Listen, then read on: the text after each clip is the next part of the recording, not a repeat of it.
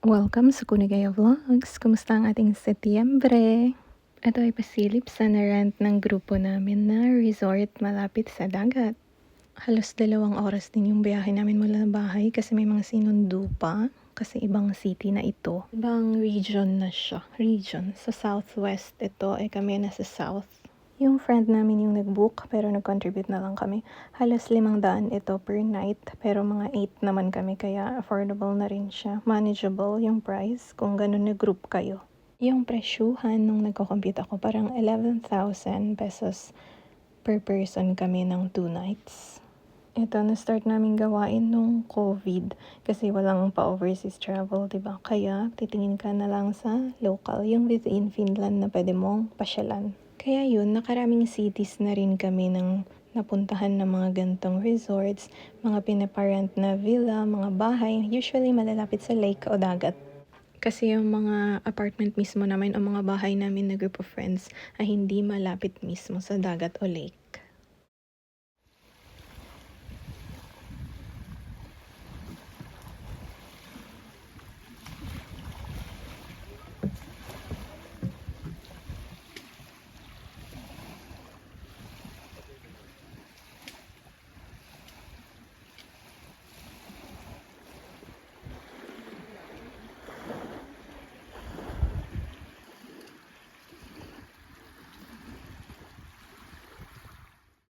Medyo maginaw, wala ring nag-swimming sa amin or nag-boat.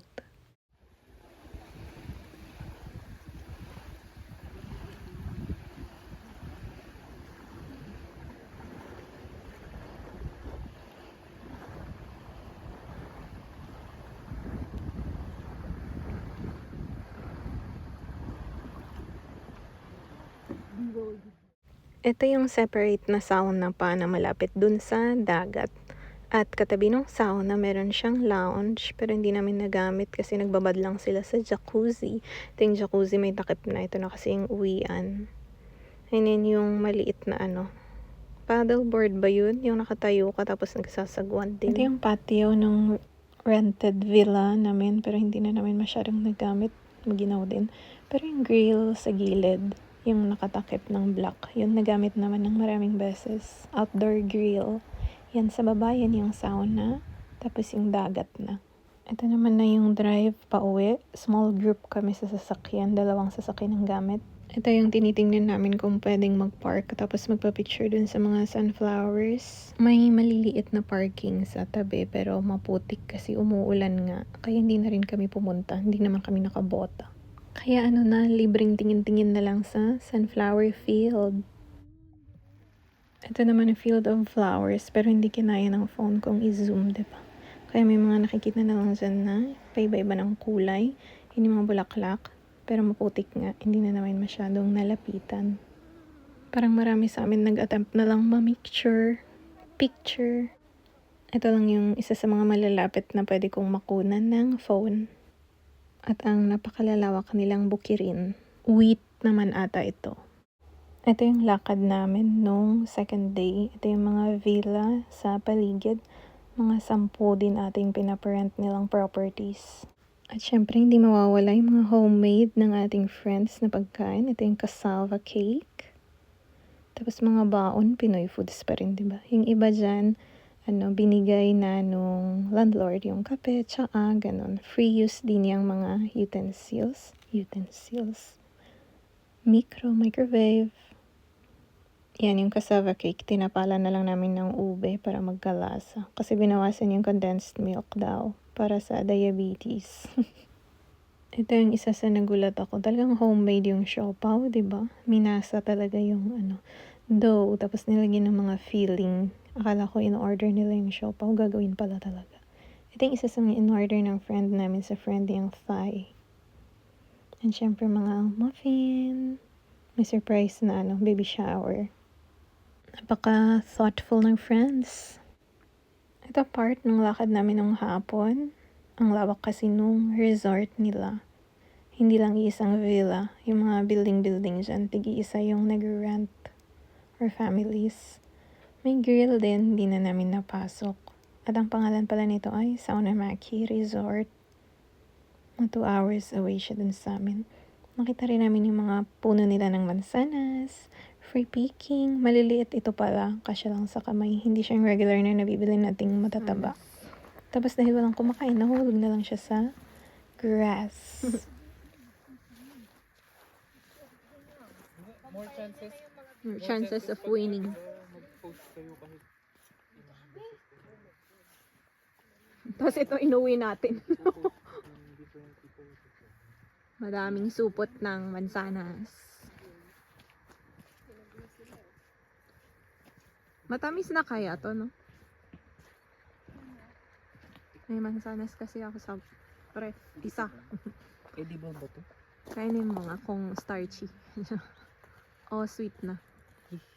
Ang yaki naman May mga uod ba? uod. Pero ganito na max niya siguro, no? Kasi red na yung iba. Hindi na lalaki. Pwede nata to. Ayun, yan daw yung lakad namin before or after dinner, char. Ito naman ay parte ng napakalawak nilang bukid, taniman ng mga wheat, mga grains. Parang hinog na kasi parang dark brown talaga. Naalala kasi namin yung kung saan kami nakatira dati sa Finland, sa Southwest. Puro farmlands din na ganito kalalawak. Southwest din pala ito kasi sa South kami sa Helsinki nga. Ito yung kapareho ng mga ni-rent namin. Magkakahawig lang din sila. Iba-iba lang yung distance dun sa dagat. Pero ito, yung mas malayo sa dagat, may cave sauna sila. Diba? Hindi na namin pinasok. Tapos, malinis-linis na rin naman yung tubig dito kahit may malayong kalsada dyan. Malayo, medyo malapit. At nadadaanan yung mga forest na ganyan bago makapuntang Pampang yung tubig. Kaya walang waves. And maginaw na din. Walang nagsiswimming dyan sa area. Except ata dun sa may nagswimming dun sa mas malapit sa dagat. Hindi itong medyo papasok na sa looban. Ito, pasukan na to. Wala na kasing dito. Waves. Sa paglakad-lakad namin, nakita namin yung volleyball area nila. Wala ring naglalaro. And yung outdoor na chess. Yung mga friends namin interested talaga silang mag-chess sa labas. Tagal ko nang hindi naglaro ng chess. Meron din silang mini golf. Di ba, first time kong makilaro ng mini golf. Yung mga gamit dyan, nandyan lang sa malapit-lapit. Libre gamitin kapag nag-rent ka din sa isa sa mga resort nila. Tapos yung pamalo pala, pare-pareho lang yung design and size nung kinuha namin sa box. Wala namang nag-shine sa amin, char. Ako kulelat talaga. Pero maganda nga rin yung mag-try ka ng mga bagong bagay sa buhay mo. Kahit hindi naman pang Olympics, yung goal mo talaga. Ayun, sa lakad namin dyan, yan yung isa sa mga pinaka na-enjoy ko. Kasi first time ko talagang mag-mini golf dyan sa labas. Lapit-lapit dun sa na-rent naming villa. Group of friends kami dyan. Yung iba naiwan sila dun sa villa kasi yung iba nagluluto talaga. No? Kami yung mga hindi tagaluto nung time na yan. Pero malamok din pala ito. Kaya ginamit namin yung citronella patch ng friend namin na binili pa niya sa Pinas. Diba? Useful yung nilagay ko sa chan ko. Yung legs ko nakagat-kagat talaga. May mga courts din silang ganito, outdoor.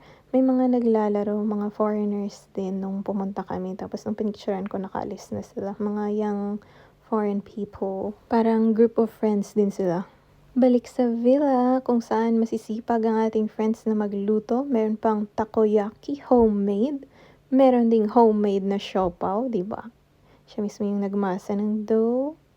Nag-DIY steamer. Tapos nag-arrange ng mga takoyaki. Usually, kahit finish yung venue talaga ng mga gatherings namin, ang pagkain ay Pinoy foods pa rin. Hindi naman Pinoy foods yung mga takoyaki, ganyan. Pero yung mga pagkain na nakakain mo rin sa Pinas. Or generally, Asian foods, kasi may Thai food ngang dinala. Gawa ng friend. Yun, pasilip sa jacuzzi, malapit sa beach. Hindi na ako nakibabad kasi parang bawal pa sa akin ngayon yan. Pero nakitingin na lang ako at nanghiram ng video nila. Ito naman silip sa mga gamit-gamit dun sa villa sa loob niya mismo. free to use yung mga appliances, utensils, oven nila, dishwasher, hindi nawawala. Kami pala yung naglilinis after. So, yung lahat ng ginamit namin, ibabalik namin kung saan namin kinuha. And napaka-useful din kasi napakarami nilang gamit lalo sa kusina. Useful sa group na nagluluto at kumakain dyan na hindi lang take away yung mga dala.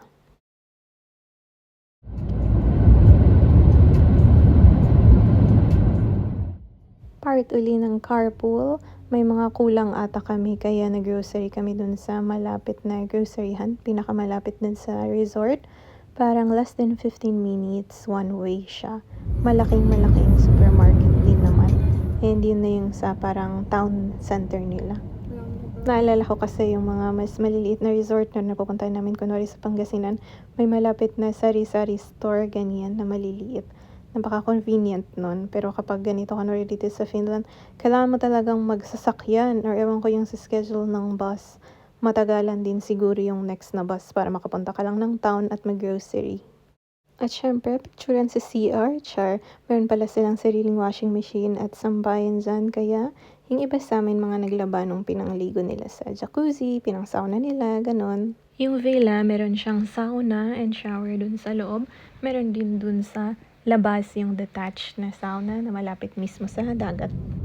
Ito yung nagpa-plan mismo kami na pipicture sana kami dyan kinabukasan pero hindi nga diba kasi maputik.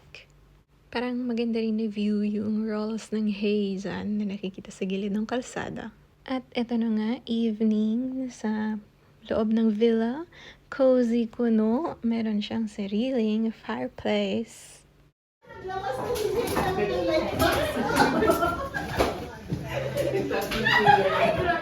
O diba ang init ng grupo namin. Ayan ang bulalo night na may pakunting gulay. Uy. Siyempre, mga sweets din, hindi nawawala. May nagdala kasi ng ensaymada, ng mga muffins, mga gawa ng mga Pinay, lahat yan. Tapos, ito yung loob ng mga accommodations, yung mga rooms. May 3 kwarto doon na ganyan din. Malalaki naman din yung beds. Pwedeng shared. Meron ding airbed. And then sa prices, tig 115 euros each kami dun sa accommodation pa lang yun. Wala dun yung foods.